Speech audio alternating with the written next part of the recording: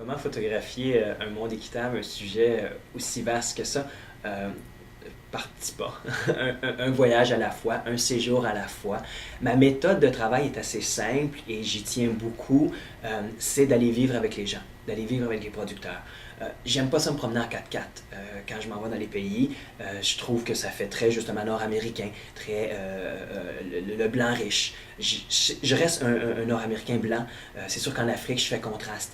Mais j'essaie autant que possible d'établir des relations de plus d'égal à égal avec les gens pour créer des liens. Pour moi, d'avoir une mobilette qui va tomber en panne 5 fois pour faire 30 km, je préfère ça. Parce que quand je vais arriver dans le village, je vais être au même statut qu'eux. Ils vont déjà me voir arriver, non pas en 4x4 climatisé, mais ils vont me voir arriver avec des véhicules qu'ils connaissent, avec des conditions qu'ils connaissent. Et ensuite, ben, c'est partager leur toit, partager leur repas, partager leur quotidien.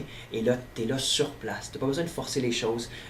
Je ne demande pas aux gens, pouvez-vous faire ça pour moi? Je leur demande, qu'est-ce que vous faites aujourd'hui? Est-ce que vous allez aller récolter le karité? Est-ce que vous allez transformer, faire sécher votre cacao? Quel est le travail que vous allez faire aujourd'hui? Et je m'insère, je participe à ce travail-là. À ce moment-là, c'est vraiment de photographier quelque chose qui se passe le plus naturellement possible, sans mon intervention. Et c'est comme ça que je me sens le mieux, parce que c'est comme ça que je documente un sujet qui est vrai, qui ne sont pas des choses qui me sont montrées pour me les montrer. Et là, tu as toujours, quand c'est fait comme ça, tu as toujours le risque et te montre quelque chose qui n'est pas du tout la réalité. Alors que moi, je laisse les choses se faire telles qu'elles le sont, puis je photographie ça justement de manière la plus naturelle possible, ce qui veut dire aussi passer un peu plus de temps. Mes séjours, c'est 3 semaines, un mois. Dans le temps où j'avais pas d'enfants, c'était jusqu'à 2 mois, des fois 3 mois dans les pays.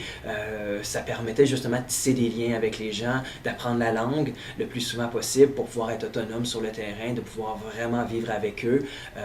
Et c'est ça, vivre avec eux, oui, des fois c'est un petit peu d'inconfort, c'est la même nourriture à tous les jours, des fois pendant 5 jours, 5 repas, 3 repas par jour, c'est la même chose, mais c'est des petits inconforts pour vivre des moments absolument exaltants. Parce qu'en ayant cette proximité-là, ben, tu rentres dans l'intimité des gens, tu peux voir comment ça se déroule au quotidien dans un petit village au Burkina Faso ou sur l'altiplano bolivien, des cultures complètement différentes, mais qui te rouvrent une petite fenêtre, une porte, ne serait-ce que pour quelques semaines. Et ça, ben, c'est ça, comme Nord-Américain, je trouve ça très, très, très valorisant de pouvoir vivre ces moments-là.